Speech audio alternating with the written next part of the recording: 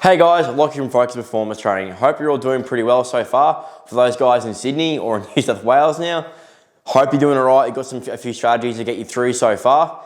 This week, what I want to dive into is deloading.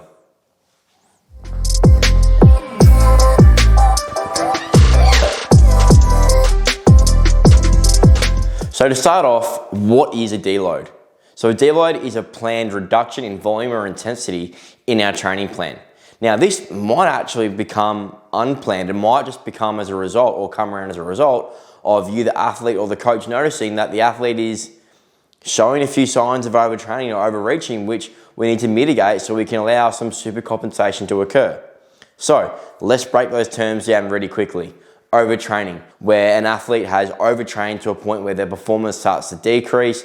They're starting to notice changes elsewhere as well. So motivation to train severely reduced, sleep's reduced, food intake's changed, weight starts to fluctuate. The most important thing of all is our performance starts to decrease.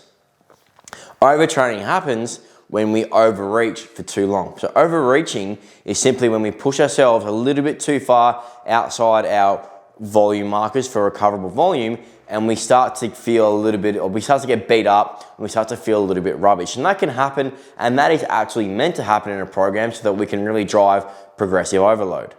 So an example of that for myself is, if you saw on a previous Monday, I smacked myself in the head with the barbell. All my movement went to rubbish, simply because I'd done 8 weeks of pure accumulation and I hadn't really taken a regression through those 8 weeks, and my body just needed a break. So my coach and I sat down, we had a conversation, or it was more of a one-way conversation. He told me, you're deloading this week. Lo and behold, it's end of the week, and I'm feeling much better. I feel myself again. I feel more energetic, and I feel less tired. So overreaching is simply pushing ourselves a little bit too hard on purpose so we can really drive a fair bit of a big stimulus to our body, which forces us to recover from that stress. Now, supercompensation, what is that? That's a huge word. So a lot of us have seen these sort of graphs, which I'll throw up just here, about supercompensation. We see the initial stress, we see a decrease in performance, and then we see a rise or a recovery. Supercompensation is that sort of idea that we are overcompensating with our abilities and our ability to handle that stress so that we are at a greater level of performance. So we can perform greater, so that initial stress that we got targeted with isn't going to affect us as much, and we are able to deal with it in a much more efficient and effective manner. So they're the 3 big things we need to consider when looking at deloading. So deloading, like I said before, it's a planned reduction in intensity or volume throughout the training plan, or in response to some markers that have been identified by the coach that there may be some form of overtraining, overreaching happening, and the athlete isn't recovering appropriately. So this is where our wellness questionnaires can come into handy a lot. We can start to gather data. It's a really quick, simple way to do it. It takes 30 seconds, and your coach can start to see some form of trends. So for example, if your mood's normally a 4 or a 5, with 5 being the best, 1 being worse, and then all of a sudden over a week, it starts to see a 3 and a 2, and your mood starts to decrease, that's a big sign to your coach to be like, hang on, what's happening here? How is their readiness? Are they recovering appropriately, or is there something else going on that we need to have a chat with them to help them out? So this is where wellness questionnaires can be really, really effective and helpful in sort of planning and monitoring this overreaching or overtraining state.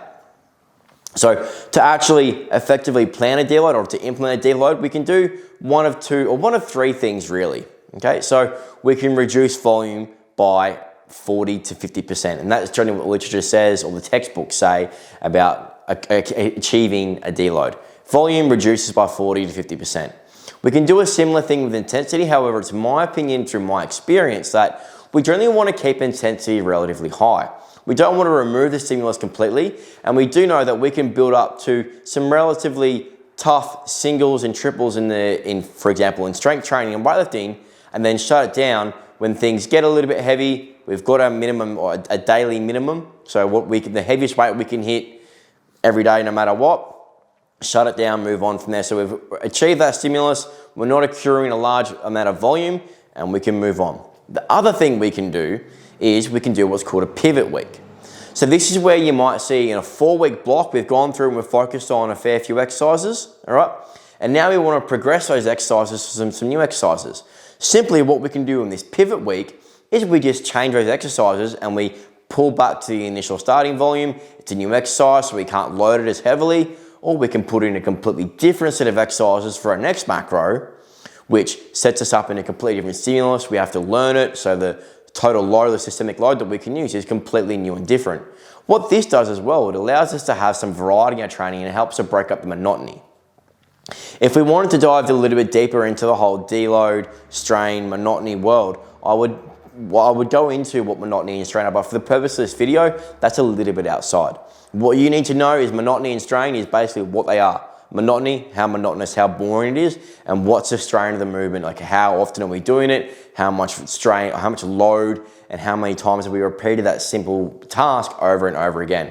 And for weightlifting, as you can imagine, monotony and strain are normally quite high. So for you, the guys, the athletes, how do you know if you're overtraining or overreaching, or if you're overreaching and you're supposed to, and then if you're overtrained, and how do you have that conversation with your coach?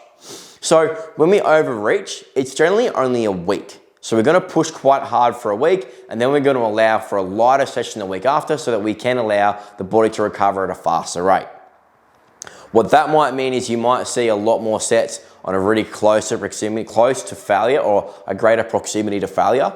So you're looking at a lot more sort of reps or sets taken to that 0.5 to 1 rep in reserve, where you really have to switch on and work quite hard. The other way that you can do it, or the other way that you might see it, is in more voluminous training, such as hypertrophy. You might see greater sets, myo reps, big sets taken to failure, where you're accruing a lot of fatigue. Okay, so generally you'll see that a lot more fatigue accrued with large compound movements. So for example, a back squat's going to accrue a lot more, like a back squat set of 10 is going to accrue a lot more fatigue than a set of bicep curls to 10 to failure. You see where I'm going with that? So that's where we can look at systemic fatigue.